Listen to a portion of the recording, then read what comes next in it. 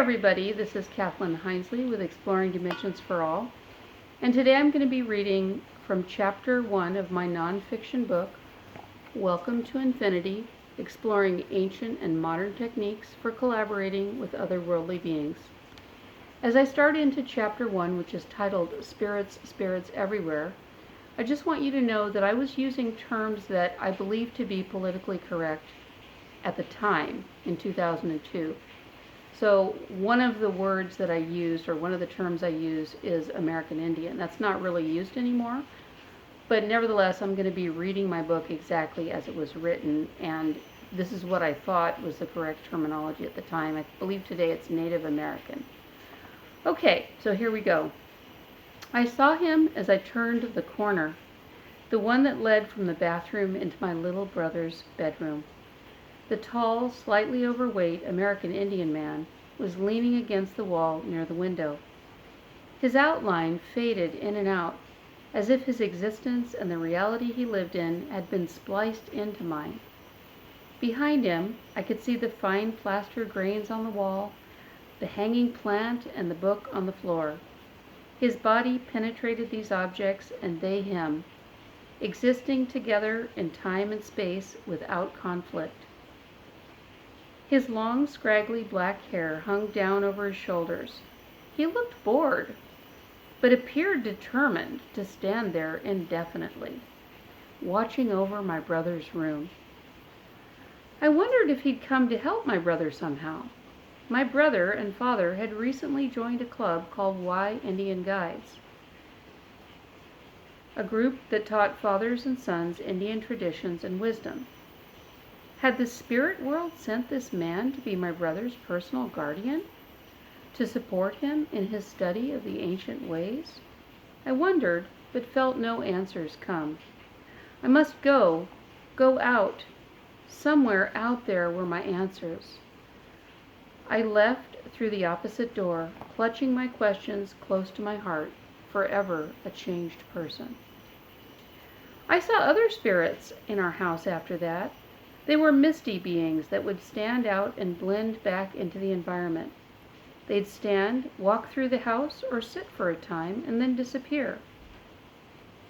I was still trying to decide whether they were real or just my imagination when I heard one speak to me. It happened one evening when I had a friend over from my 5th grade class. I woke up in the middle of the night and saw the shadowy figure of a man, about 3.5 feet tall, sitting on my friend's shoulder as she slept. He wore a hat with a wide brim like a leprechaun. As soon as I saw him, he pointed his finger at me and made sharp cutting motions. "No, no, no, no," he said, waving his finger vigorously. I desperately wanted to scream, "Heather, Heather, get up, there's a spirit sitting on you." As if he'd heard my thoughts, the little man responded, "No, no, no, no," he said again. "Don't wake Heather up." I was too afraid not to obey, and crept down under the covers to sleep, hoping that would make him go away. When I awoke, I was relieved to see only my friend sleeping comfortably. The little man had departed without a trace. The spirits I'd seen in my brother's room and on my friend's shoulder had seemed interested in their welfare. I reasoned that they must be in charge of protecting them.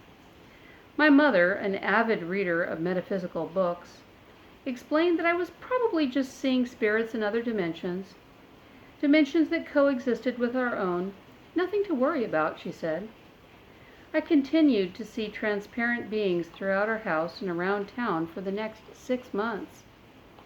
They seemed to be operating in a world of their own, talking to one another, walking, even sitting in parked cars. I learned to ignore them. Whenever they appeared, I squinted my eyes and tried to see past them to the ordinary reality underneath. I was just learning to do this perfectly when I stopped seeing them. The residents of the spirit world disappeared from my field of vision as quickly as they'd come. 2 years later, when I was sitting around the house with nothing to do, I suddenly came up with an idea. My mother was in one of her reading moods again. This time, She was gobbling up everything she could find on a process known as automatic writing. She told me that certain people were able to use automatic writing to obtain useful information from the spirit world. The process, as she described it, enabled a spirit being to send messages through the hand of a living person.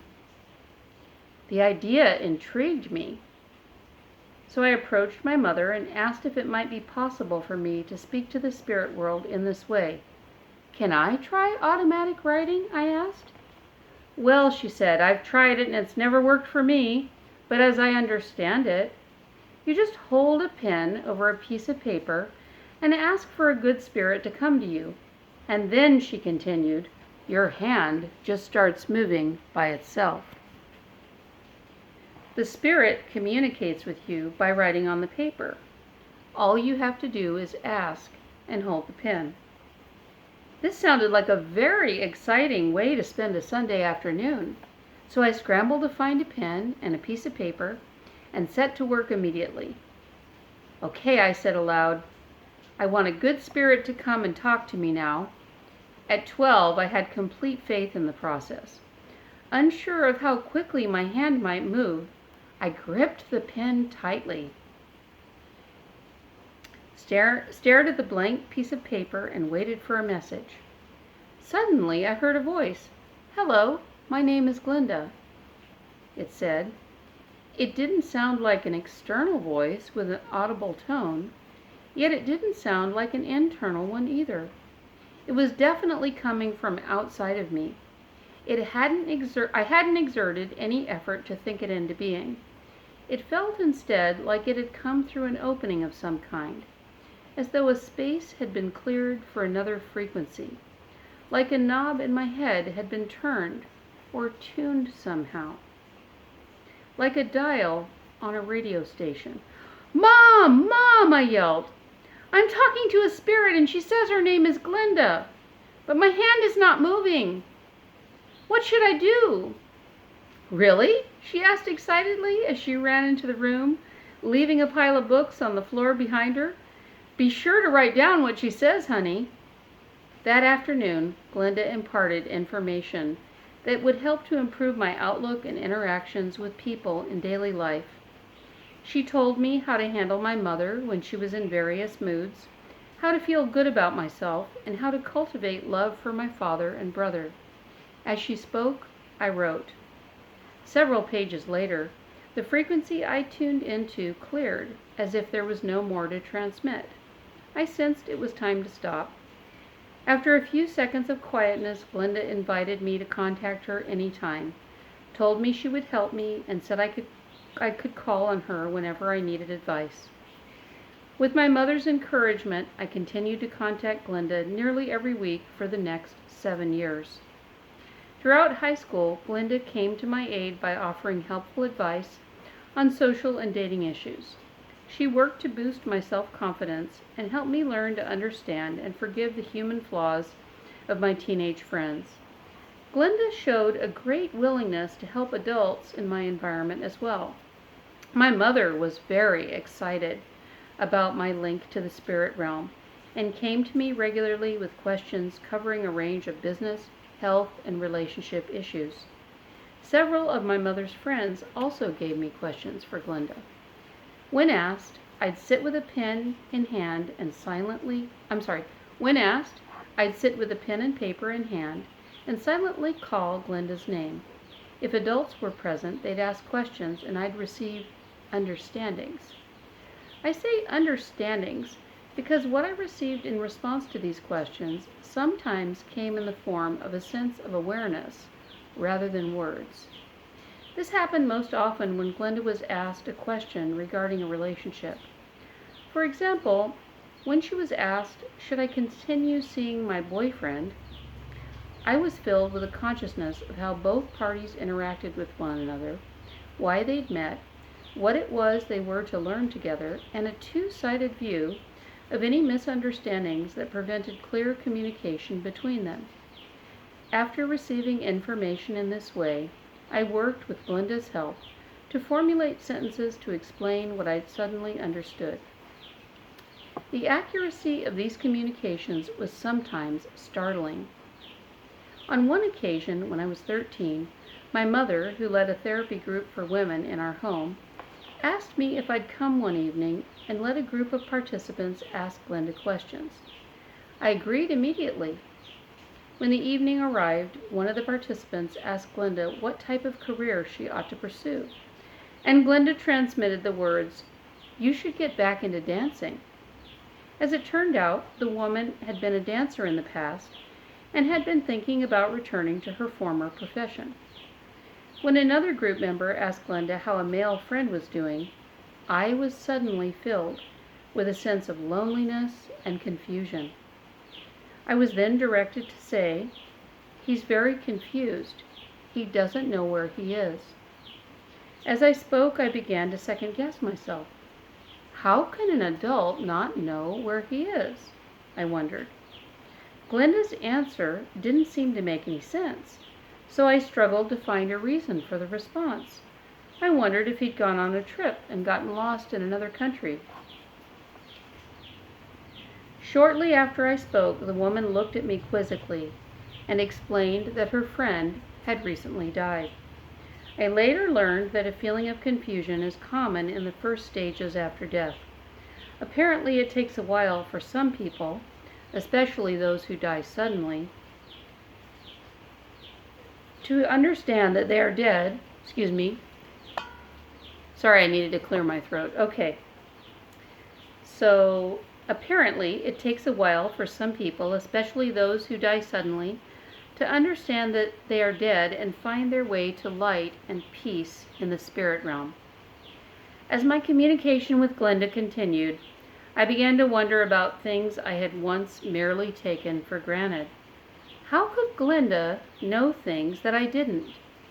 How could she see into situations the way she did? How could she know the motives of other people and what they needed to learn from specific life experiences? I certainly had no knowledge of these things. And where exactly did Glenda live? Was Glenda able to obtain information that I couldn't access because of where she resided? I imagined her standing in the air overhead. This would give her a bird's-eye view of people as they went about their lives. Perhaps she acquired information in this way. That would explain how she could know what various people were doing. But it wouldn't explain the way she could see into people's thoughts, motives, and emotions. How could she see inside people and know their deepest needs? How could she know the lessons two people were trying to learn within a relationship?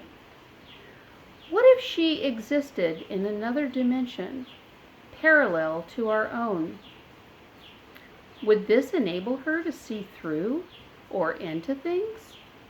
I reasoned that wherever Glenda lived must be a place where knowledge of a certain internal kind was more freely accessible. Where was this place? What were its characteristics? Glenda once remarked that Earth was the only planet where people experienced time the way we did. What did that mean? Did it mean that she could see into the future as well as the past? If I were to take what she'd said literally, I'd have to assume that there wasn't really any time at all. Was our daily reality just made up somehow? Were we experiencing but a small part of a larger multidimensional universe? Okay, so that's the end of chapter 1. Later I'll be doing a video with the subsequent chapters. There are 20 chapters in all and an epilogue. Okay, if you enjoyed this video reading of my book, please give it a thumbs up, please subscribe, and please come back and listen to more. Thanks a lot. Take care. Bye-bye.